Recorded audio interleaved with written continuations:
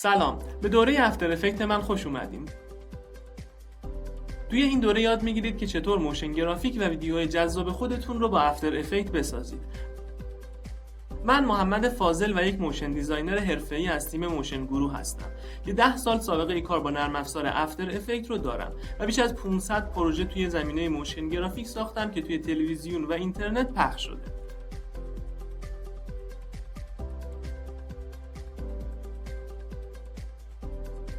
میدونم که کار با افتر افکت و ساخت موشن گرافیک های حرفه‌ای اولش یه مقدار سخت و پیچیده به نظر میاد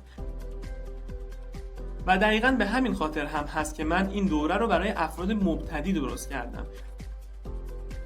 این دوره برای کسایی که قصد یادگیری کامپوزیتینگ، جلوه‌های بصری و موشن گرافیک رو دارن خیلی مناسبه. توی این دوره نه تنها ابزارهای مورد نیاز برای ساخت موشن گرافیک های حرفه‌ای، بلکه میانبرهایی برای بعضی تکنیک های حرفه‌ای برای ساخت موشن گرافیک ها رو یاد میگیرید.